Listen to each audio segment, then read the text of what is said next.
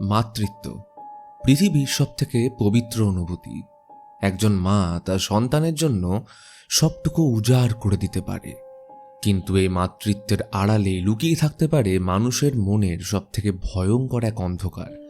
অভাব, একাকিত্ব আর তীব্র মানসিক টানাপোড়েন যখন একটা মানুষকে ভেতর থেকে কুড়ে খায়, তখন তার চোখের সামনের বাস্তবতা আর বিভ্রমের মধ্যে কোনো পার্থক্য থাকে না।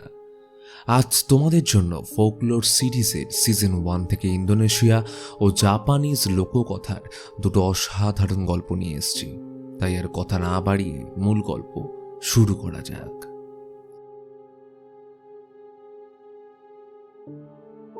সাউথ জাকার্তার এক ঘিঞ্জি দম বন্ধ করা বস্তি এলাকা।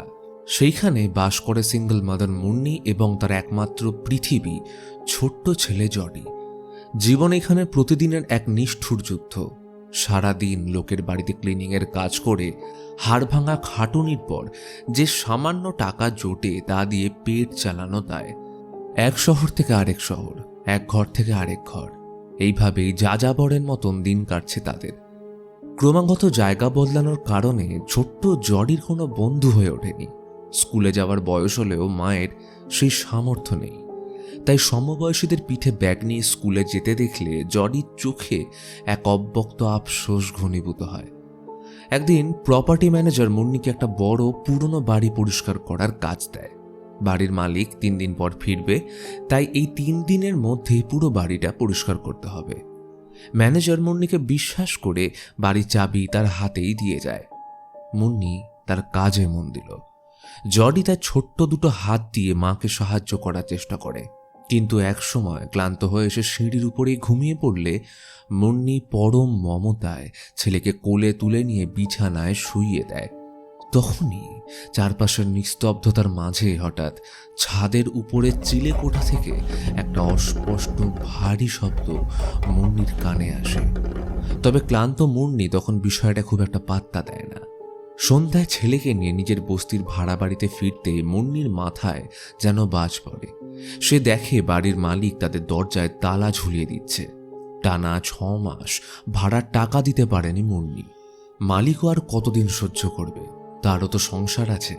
মুন্নি অসহায়ভাবে হাত জোর করে বলে, আমি একটা নতুন কাজ পেয়েছি, আমায় শুধু 3টে দিন সময় দিন, সব টাকা মিটিয়ে দেব। এত রাতে এইটুকু বাচ্চাকে নিয়ে আমি যাবোটা কোথায়? বিশ্বাস না হলে আমার স্কুটিটা আপনি বন্ধক রাখুন। আশেপাশের মানুষজন ভিড় করে এই অসহায়তার তামাশা দেখছে। মালিক এক বুক বিরক্তি নিয়ে বলল, তোমার ওই ভাঙা স্কুটি কিলো দরে বিক্রি করে দাও। 3 দিন সময় দিলাম তোমায়, আমার টাকা চাই। এই বলে অবজ্ঞার সুরে সে চাবিটা ছুঁড়ে ফেলে দেয় পাশের একটা নোংরা ড্রেনে। বেচারা মুন্নিকে সে দুর্গন্ধযুক্ত ট্রেনের পাঁক থেকে চাবিটা হাতড়ে বের করতে হয়। এরপর দরকারি সমস্ত জিনিসপত্র ব্যাগে ভরে রাতের অন্ধকারেই তারা বেরিয়ে পড়ল। তবে যাওয়ার আগে এক বুক অপমান এবং ক্ষোভ থেকে মুন্নি সে ড্রেনের নোংরা জল এনে গোটা ঘরে ছিটিয়ে দেয়। হাতে 3 দিন সময়। এই কটা দিন তারা ওই পরিষ্কার করতে আসা বড় বাড়িটাতেই মাথা গুঁজবে। মালিক আসার আগেই তারা বেরিয়ে যাবে, কেউ টেরও পাবে না। তারা তো আর চুরি করছে না, শুধু একটু আশ্রয়ের খোঁজ। সেই বড় বাড়িটায় ফিরে জডি যখন আলো জ্বালাতে যায়, মুন্নি তাকে বাধা দিল। প্রতিবেশীরা আলো দেখলে বুঝে যাবে ভিতরে কেউ আছে, তাই একটা টিমে পুরনো ল্যাম্প জ্বালিয়েই তাদের থাকতে হবে। অন্ধকারে নুডলস বানাতে গিয়ে মুন্নি দেখে রান্নাঘরের গ্যাসটা অন্তত জ্বলছে। এটা একটা বিরাট স্বস্তি। ঠিক তখনই উপর থেকে আবার সেই অদ্ভুত শব্দটা আসে। মুন্নি ভাবে জডি হয়তো উপরে গেছে, কিন্তু ডাক দিতেই দেখে ছেলে তো নিচেই দাঁড়িয়ে। বুকের ভেতর একটা অস্বস্তির শীতল স্রোত বয়ে যায় মুন্নির। রাতের আবছা আলোয় খেতে বসে জডি খুব শান্ত গলায় মাকে বলে, প্রতিদিন এইভাবে বাড়ি বদলে সে খুবই ক্লান্ত। তার একটা নিজের ঘর চাই, নতুন বন্ধু চাই। তার খুব ইচ্ছে প্রতিদিন স্কুল যাওয়ার, ক্লাসে ফার্স্ট হওয়ার। একজন মায়ের কাছে এর থেকে যন্ত্রণার আর কি হতে পারে? সেও তো চায় তার সন্তান রাজার হালে থাকুক, কিন্তু দারিদ্র্যের কাছে সে বড্ড অসহায়। মাঝরাতে দুজনেই যখন গভীর ঘুমে আচ্ছন্ন, তখনই হঠাৎ ঘুম ভেঙে যায় মুন্নির। আবার সেই অদ্ভুত আওয়াজটা। মুন্নি একটু বিরক্ত আর ভয় মিশ্রিত এক অনুভূতি নিয়ে ল্যাম্পটা হাতে ধরে সোজা উঠে যায় চিলে কোঠার দিকে।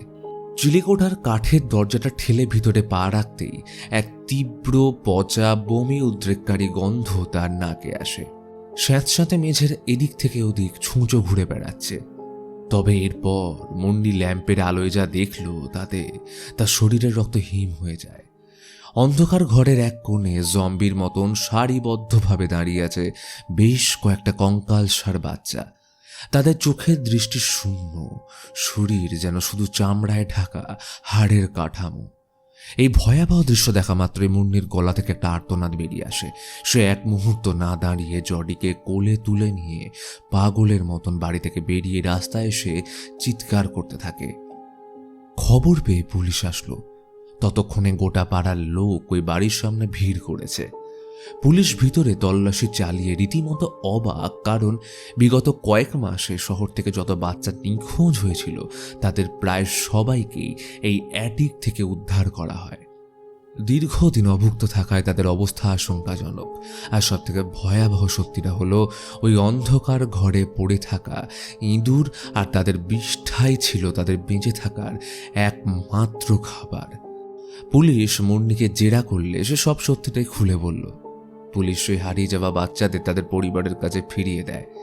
মুন্নির এই সাহসিকতার জন্য প্রশাসন তাকে ওই বাড়ির টেক কেয়ারের দায়িত্ব দেয় এবং তাতে থাকার জন্য একটা সুন্দর স্থায়ী বাড়ির ব্যবস্থা করে দেয়। মুন্নির জীবনে সব থেকে বড় সমস্যাটা যেন এক নিমেষে মিটে গেল। পরের দিন নতুন বাড়িতে শিফট করে জডির আনন্দের আর সীমা থাকে না। কিন্তু এইখান থেকে শুরু হয় এক গভীর অন্ধকার অধ্যায়। জডি যখন ড্রয়িং রুমে বসে টিভিতে কার্টুন দেখছে, মুন্নি রান্নাঘর থেকে শুনতে পায় টিভিতে কাল রাতে সেই অ্যাটিকের ঘটনার নিউজ টেলিকাস্ট হচ্ছে। পুলিশ জোর কদমে তদন্ত করছে। এতগুলো বাচ্চাকে কিভাবে দিনের পর দিন আটকে রেখেছিল তার কোনো কুল কিনারা পাওয়া যাচ্ছে না। কিন্তু মুন্নি চায় না তার ছোট্ট ছেলে এইসব নেতিবাচক খবরটা দেখে। সে জডিকে বকা দিলে জডি অবাক হয়ে বলে সে তো কার্টুনই দেখছিল, চ্যানেলটা নাকি নিজে থেকেই পাল্টে গেছে। মুন্নির প্রথমে বিশ্বাস হয়নি, কিন্তু নিজে রিমোট চেক করে বুঝতে পারে ছেলে মিথ্যে বলছে না। মুন্নি টিভিটা বন্ধ করে দিয়ে যখন ঘুরে দাঁড়ায় তখন বন্ধ টিভির কালো স্ক্রিনের রিফ্লেকশনে এক লম্বা বিভৎস অবয়বকে দাঁড়িয়ে থাকতে দেখা যায়। কিন্তু মুন্নি বা জডি কেউ সেদিকে খেয়াল করে না। সেই রাতে জডির চোখে ঘুম নেই। সে ভয়ে মাকে এসে বলে ওই ঘরে একা শুতে তার খুব ভয় করছে। মাঝে মাঝে দেওয়ালের ওই পার থেকে নাকি অদ্ভুত সব ফিসফিসানি শব্দ শোনা যাচ্ছে। ছেলেকে বুকে টেনে নিয়ে মুন্নি তাকে ঘুম পাড়াতে যায়। কথা দেয় হাতে টাকা এলেই ঘরটায় জডির পছন্দের রংটা করে দেবে। জডি ঘুমিয়ে পড়ার পর মুন্নি নিজের বিছানায় এলে মাঝ রাতে তারও ঘুম ভেঙে যায়। একটা ঠান্ডা কালো হাত যেন ক্রমাগত তাকে নাড়াচ্ছে। চোখ খুলতে সে দেখে জানলার পর্দার পিছনে কয়েকটা বাচ্চা দাঁড়িয়ে, কিন্তু ধড়ফড় করে উঠে বসতেই দেখল সারা ঘরে কেউ কোথাও নেই, শুধুই শূন্যতা। সকালে জডিকে পড়াতে বসালে সে আবার স্কুলে যাবার বায়না ধরে। তার নতুন বন্ধু চাই, বাইরে গিয়ে খেলতে চায়। তবে মুন্নি তাকে বাইরের জগতের ভয় দেখিয়ে ঘরেই রাখতে চায়, কারণ সে নিরুপায়। এই নিয়ে মায়ের সাথে জডি ঝগড়া বাঁধে। রাগের মাথায় হিতাহিত জ্ঞান হারিয়ে মুন্নি জডিকে বাথরুমের ভিতরে আটকে বাইরে থেকে ছিটকিনিটা তুলে দেয়। একরাশ ক্লান্তি আর হতাশা নিয়ে মুন্নি ডাইনিং টেবিলে মাথা রেখে কাঁদতে কাঁদতে একটা সময় ঘুমিয়ে পড়ে। যখন ঘুম ভাঙে তখন বাইরে প্রায় সন্ধে নেমেছে।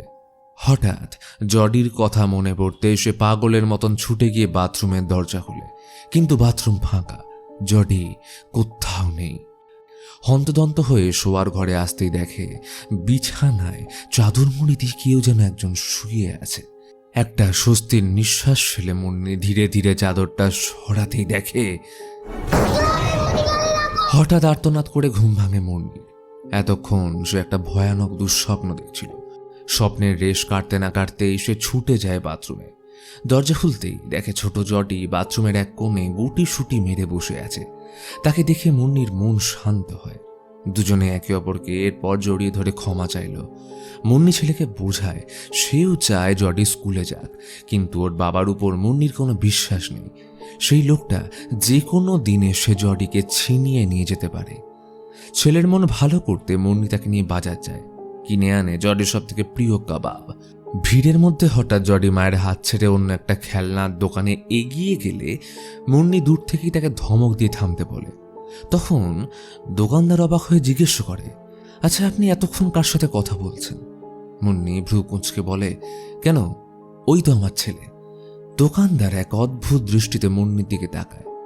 কাবাব নিয়ে বাড়ি ফিরে দুজন মিলে যখন খাচ্ছিল, মুন্নি টিভি চালায়। একটা চ্যানেলে তখন ওই অ্যাটিকের বাচ্চাদের নিয়ে একটা টক শো চলছে। সেখানে উপস্থিত হয়েছে প্রখ্যাত প্যারানর্মাল এবং ফোকলোর এক্সপার্ট মিস্টার রহমত। তিনি অত্যন্ত প্রাচীন এক জাভানিজ লোককথা বা আরবান লেজেন্ড নিয়ে কথা বলছিলেন, যার নাম ওয়ে গাম্বেল।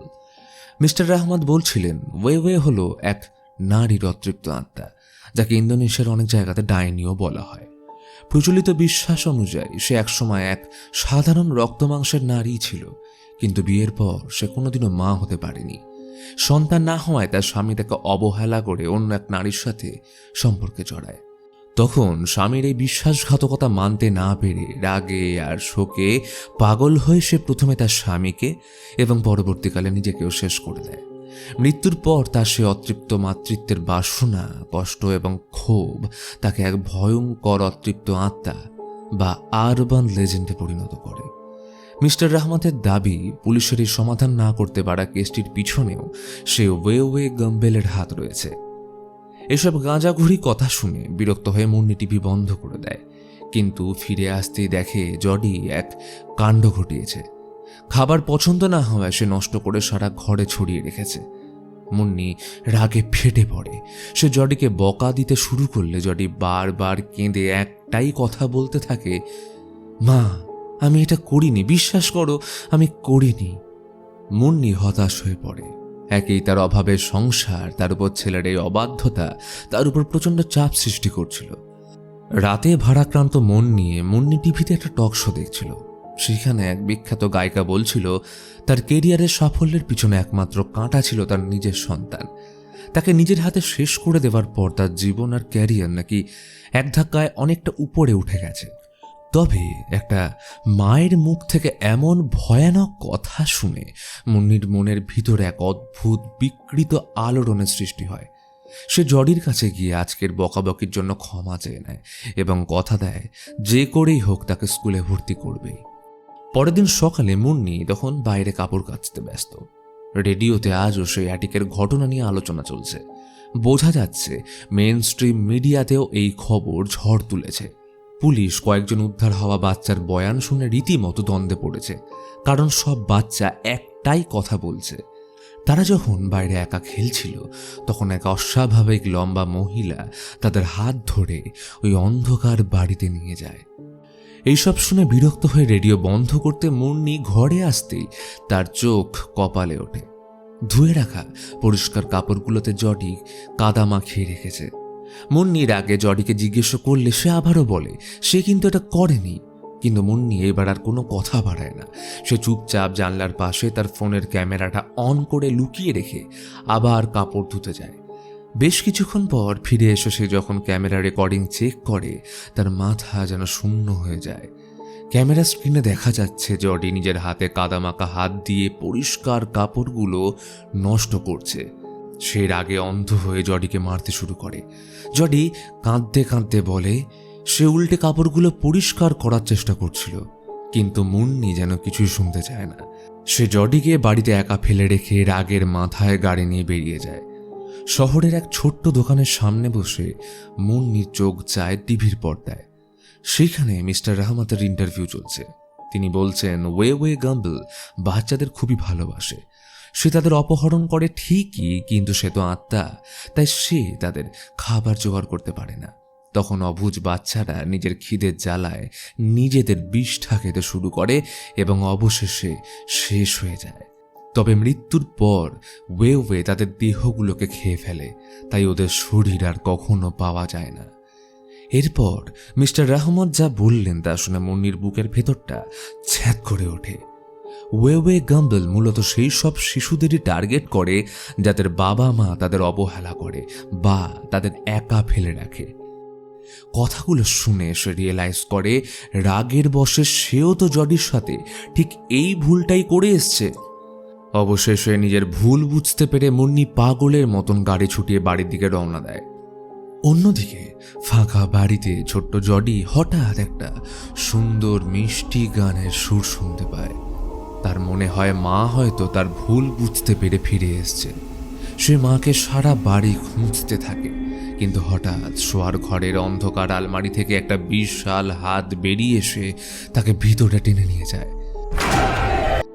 বাড়ি ফেরার তাড়াহুড়ে মুন্নির গাড়ির মারাত্মক অ্যাক্সিডেন্ট করে, মাথা ফেটে রক্ত ঝরছে। তবুও সে নিজেকে সামলে বাড়িতে এসে পৌঁছয়, কিন্তু জডি কোথাও নেই। পুরো বাড়ি তছনছ করে খুঁজতেও ছেলের কোনো চিহ্ন পাওয়া যায় না। ঠিক তখনই ড্রয়িং রুমে মুন্নি দেখতে পায় বেশ কয়েকটা বাচ্চার ফ্যাকাশে আত্মাকে। তারা সবাই একদৃষ্টে টিভির দিকে আঙুল তুলে কিছু একটা বোঝানোর চেষ্টা করছে। মুন্নি টিভির দিকে তাকাতেই তার পায়ের তলার মাটি সরে যায়। টিভিতে সেদিনের অ্যাটিকের ঘটনার লাইভ টেলিকাস্ট দেখাচ্ছে, যেখানে রিপোর্টার স্পষ্ট ভাষায় বলছে অ্যাটিক থেকে বাচ্চাদের উদ্ধার করা এই মহিলার নাম হলো মুন্নি। আজ থেকে ঠিক 7 বছর আগে এক ভয়াবহ গাড়ি দুর্ঘটনায় তার স্বামী এবং 7 বছরের একমাত্র সন্তানের মৃত্যু হয়। তারপর থেকে এই মহিলা সম্পূর্ণ একাই দিন কাটাচ্ছিলেন। এইটা শোনা মাত্রই মুন্নির মস্তিষ্ক কাজ করা বন্ধ করে দেয়। সে দ্রুত তার পকেট থেকে মোবাইলটা বের করে সকালের ক্যামেরার ফুটেজটা চেক করে। ভিডিওতে দেখা যাচ্ছে জডি নয় বরং মুন্নি নিজেই কাপড়গুলোয় কাদা মাখাচ্ছে। এতক্ষণে সবগুলো ঘটনা তার চোখের সামনে ভাসতে শুরু করে। বাড়ি ছাড়ার দিন মালিককে যখন সে বলেছিল আমি আর আমার বাচ্চা কোথায় থাকবো, তখন মালিক তাকে পাগল ভেবেছিল। এমনকি বাজারের দোকানদার অবাক হয়ে যখন জিজ্ঞেস করে কার সাথে কথা বলছেন, তখন জডি কখনোই তার সাথে ছিল না। অর্থাৎ গত 7 বছর ধরে তার সাথে থাকা জডি পুরোটাই একটা হ্যালুসিনেশন, তার নিজের মনে তৈরি করা এক মায়াজাল। এই ভয়াবহ সত্যিটা উপলব্ধি করার পর মুন্নি পুরোপুরি ভেঙে পড়ে। বুঝতে পারে সে বদ্ধ উন্মাদ হয়ে গেছে। তাই কোনো উপায় না দেখে সে নিজেই সাইকিয়াট্রিক হসপিটাল চলে যায়। ঘটনা এখান থেকে বেশ কিছুদিন পর শিফট করে। মুন্নি এখন মেন্টাল অ্যাসাইলামে 4 দেওয়ালে বন্দী। তার চোখে মুখে কোনো ভাব নেই। সে সারাক্ষণ একটা বালিশ বুকে জড়িয়ে ধরে বসে থাকে, যেন ওই বালিশটাই তার ছোট্ট জডি। একদিন তার নজর পড়ে করিডোরে দাঁড়িয়ে থাকা একটা লোকের দিকে। লোকটাকে খুব চেনা চেনা লাগছে। আরে, এ তো মিস্টার রহমত। একজন প্যারানর্মাল এক্সপার্ট এইখানে কি করছে? নার্সকে জিজ্ঞেস করলে মুন্নি জানতে পারে মিস্টার রহমতের ছেলে এই হসপিটালের ডাক্তার। তিনি তার ছেলের সাথে দেখা করতে এসছেন। এক তীব্র কৌতূহলের বশে মুন্নি ধীরে ধীরে এগিয়ে যায় মিস্টার রহমতের দিকে। রহমত মুন্নিকে দেখে চিনতে পেরে বলে, আরে তুমি তো সেই অ্যাটিক লেডি। তবে তিনি একটা দীর্ঘ নিঃশ্বাস ফেলে বললেন, তাহলে শেষমেশ হেরেই গেলে? মুন্নি অবাক হয়ে তার দিকে তাকিয়ে থাকে। রহমত শান্ত অথচ গম্ভীর গলায় বললেন, তুমি ওর থেকে বাচ্চাদের কেড়ে নিয়েছিলে। তোমার কি মনে হয় সে তোমাকে এত সহজে ছেড়ে দেবে? এটা তারই বদলা। ওয়েবের সব থেকে ভয়ঙ্কর ক্ষমতা বাচ্চা চুরি করা নয়, ওর আসল ক্ষমতা আরও মারাত্মক। সে মানুষের মস্তিষ্কের ভিতরে এমন হ্যালুসিনেশন সৃষ্টি করে যার বাস্তবে কোনো অস্তিত্ব নেই। সে আমাদের স্মৃতি, আমাদের ভয়, এমনকি আমাদের আবেগগুলোকে নিয়ে এমনভাবে ঘেঁটে দিতে পারে যা মিথ্যেটাকেও সত্যি বলে মনে হয়। রহমত বলে চলেন, দিনের পর দিন সে তোমাকে হ্যালুসিনেশন দেখিয়ে সবসময় একটা ঘোরের মধ্যে রেখেছিল। কখনো অদ্ভুত সব আওয়াজ শোনাতো, কখনো এমন ঘটনা দেখাতো যা আদতে কোনোদিনও ঘটেনি। সে বারবার তোমার মাথায় এইটাই ঢুকিয়েছে যে তোমার জীবনের সমস্ত সমস্যার মূলে রয়েছে তোমার নিজের ছেলে। আর ধীরে ধীরে এই সব কিছুর প্রভাব গিয়ে পড়ে ছোট্ট জডির উপরে। ওর মনে হতে শুরু করে যে মা ওকে আর একটুও ভালোবাসে না। তাই জডি নিজেকে বড্ড একা আর অবহেলিত ভাবতে শুরু করেছিল। আর ঠিক সেই মুহূর্তে জডি কষ্ট পেয়ে নিজের ইচ্ছাতেই মায়ের উপর থেকে বিশ্বাস হারিয়ে ফেলে ওয়ের ফাঁদে পা দেয়। এইসব শোনার পর মুন্নি ভয় পাথর হয়ে যায়। তার মাথায় কিছুতেই ঢুকছিল না যে এতদিন ধরে সে যা যা দেখেছে তার মধ্যে ঠিক কতটা সত্যি আর কতটা মিথ্যে। তখনই আবার গল্প ফ্ল্যাশব্যাকে যায়, তবে সম্পূর্ণ একটা নতুন দৃষ্টিকোণ থেকে। যখন বাড়িওয়ালার সামনে মুন্নি তার ছেলের কথা বলছিল তখন জডি সত্যি সেখানে উপস্থিত ছিল। শুধু তাই নয়, দোকানদার যখন জিজ্ঞাসা করেছিল মুন্নি কার সাথে কথা বলছে, তখন সে কিন্তু সত্যি জডিকে দেখতে পেয়েছিল। টিভি নিউজে সে রিপোর্টারের কথা পুরোটাই ছিল ওয়ে তৈরি করা একটা মায়াজাল। তার মানে জডি বেঁচে আছে। ওই নিউজ চ্যানেল, ভিডিও ফুটেজ সবই ছিল ওয়ে গাম্বেলের এক নিপুণ মানসিক চক্রান্ত। সে মুন্নির মস্তিষ্কে এমন এক বিষ ঢুকিয়ে দিয়েছিল যেখানে একজন মায়ের নিজেরই মনে হয়েছিল তার নিজের সন্তান হয়তো কোনোদিন এই পৃথিবীতে ছিলই না। সে নিজেকে পাগল প্রমাণ করে ছেলেকে তার মুখে ফেলে এসেছে। এই সত্যিটা উপলব্ধি করা মাত্রই মুন্নির শির দাঁড়াবে এক হিমশীতল স্রোত নেমে যায়। সে উন্মাদের মতন ছুটে যায় রিসেপশনে। নার্সকে প্রায় কাঁপা কাঁপা গলায় জানায় সে আজই মুক্তি চায় এই হসপিটাল থেকে। নার্স বলে, আপনাকে তো কেউ জোর করে এখানে ভর্তি করায়নি, আপনি তো নিজের ইচ্ছাতে এসেছিলেন, তাই যখন খুশি যেতে পারেন। এরপর এক মুহূর্ত দাঁড়ায়নি মুন্নি। সে সোজা ছুটে যায় সে অভিশপ্ত বিশাল ম্যানশনটার দিকে। দরজা ঠেলে ভিতরে পা রাখতেই তার বুকটা ফেটে যাবার উপক্রম হয়। ঘরের এক কোণে অন্ধকারে গুটিসুটি মেরে বসে আছে জীর্ণ শীর্ণকায় জডি।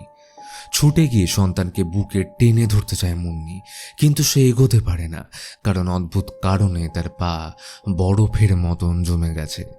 তখনই দেওয়ালের কোণে বিশালাকায় ওয়েকে দাঁড়িয়ে থাকতে দেখে শির দ্বারা নেমে আসে ঠান্ডা বরফের স্রোত। সে বুক ভরা কষ্ট নিয়ে ক্রমাগত জডিকে ডাকতে থাকলে একসময় তার ঘোর কেটে এতদিনে জমানো সমস্ত অভিমান ভুলে আঁকড়ে ধরল মায়ের শরীর। ঠিক তখনই চারপাশের হাওয়া ভারী হয়ে আসে। একটা কনকনে ঠান্ডা অশুভ উপস্থিতি তাকে জানান দিচ্ছে। কিন্তু আশ্চর্যের বিষয়, মুন্নির চোখে বিন্দু মাত্র ভয় নেই। এক অতিপ্রাকৃত সত্তার সামনে দাঁড়িয়ে রক্ত মাংসের মা তার আদিমতম শক্তি নিয়ে রুখে দাঁড়ায়। তাকে ধীরে ধীরে এগিয়ে আসতে দেখে মুন্নি বলল, তার সন্তানের উপর থেকে কেউ কোনোদিনও অধিকার ছিনিয়ে নিতে পারবে না। সে জডিকে ভীষণ ভালোবাসে, তাকে ছেড়ে সে এক মুহূর্ত থাকতে পারবে না। সে ওয়ের চোখের দিকে তাকিয়ে বলে সে বোঝে তার কষ্ট। সে জানে তার অতৃপ্ত আত্মা একদিন মা হতে চেয়েছিল। একমাত্র মারাই পারে আরেক মায়ের যন্ত্রণা বুঝতে। এই কথাগুলো যেন অব্যর্থ জাদুমন্ত্রের মতন কাজ করল। ওয়ে তার দিকে এগিয়ে এসে আক্রমণ করল না। সে হাত বাড়িয়ে পরম শান্তিতে জড়িয়ে ধরল মা আর ছেলেকে। যুগ যুগ ধরে অন্ধকার একা কেঁদে ফেরা এক অভিশপ্ত আত্মা যেন আজ তার কাঙ্ক্ষিত আশ্রয়টুকু খুঁজে পেল। এই প্রথম কেউ তাকে ডাইনি বলে তাকিয়ে দেয়নি, বরং তার ভিতরের এক সন্তান হারা রিক্ত মাকে স্বীকৃতি দিয়েছে। অবশেষে ওয়ে গাম্বল জডিকে মায়ের কোলে ফিরিয়ে দিয়ে উধাও হয়ে যায়। আসলে মাতৃত্ব শুধু আগলে রাখার নয়, মাতৃত্ব মানে অন্যের কষ্ট বুঝতে পারা। আর এই দৃশ্যর সাথেই শেষ হয় এ মাদার্স লাভের গল্প।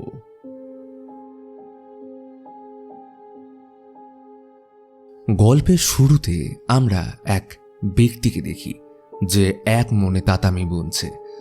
জাপানি সংস্কৃতিতে তাতামি হলো ঘরের তৈরি এক ধরনের ঐতিহ্যবাহী ম্যাট বা গালিচা, যা শতাব্দীর পর শতাব্দী ধরে জাপানিজ বাড়িগুলোর মেঝেতে বিছানো থাকে।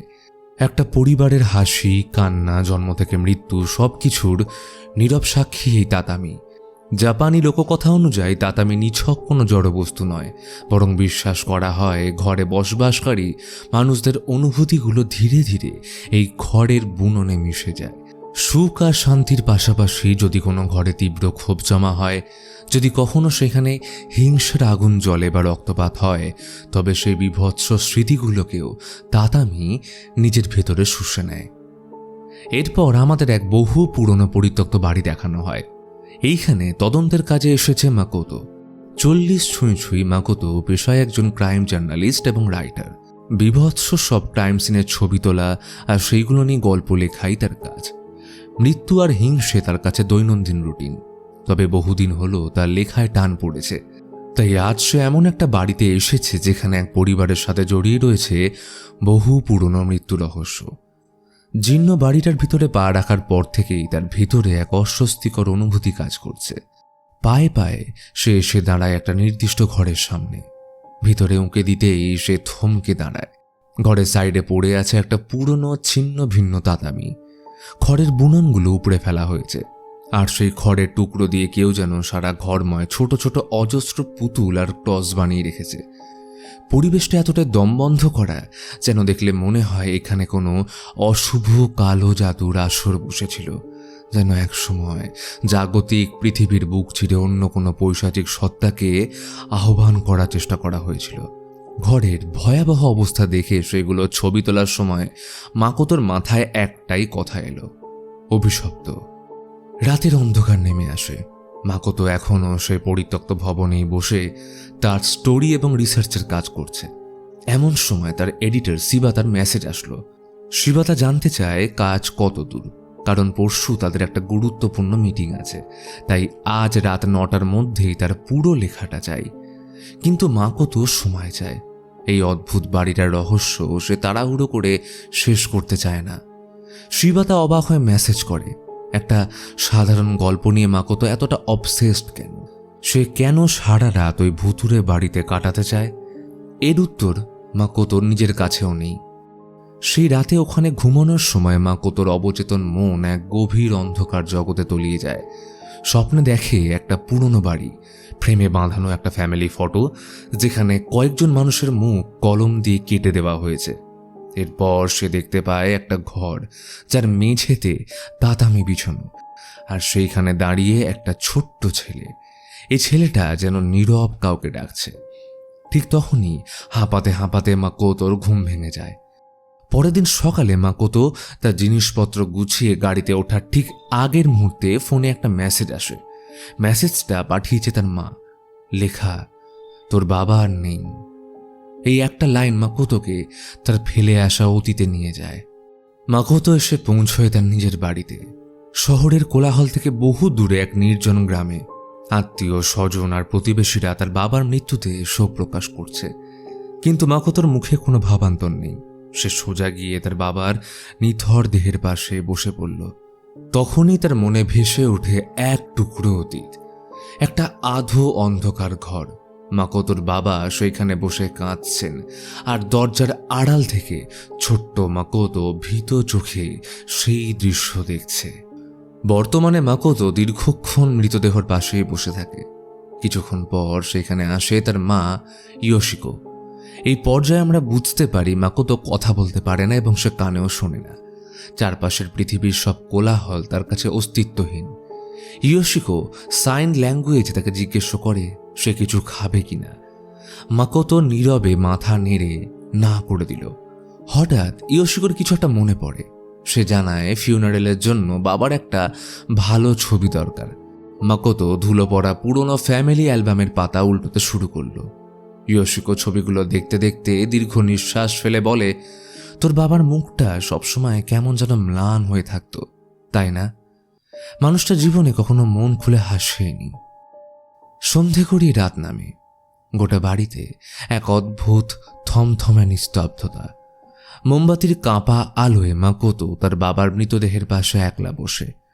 ইয়োশিকো এসে বলে, তুই এইবার গিয়ে একটু বিশ্রাম নে, আমি এখানেই বসছি।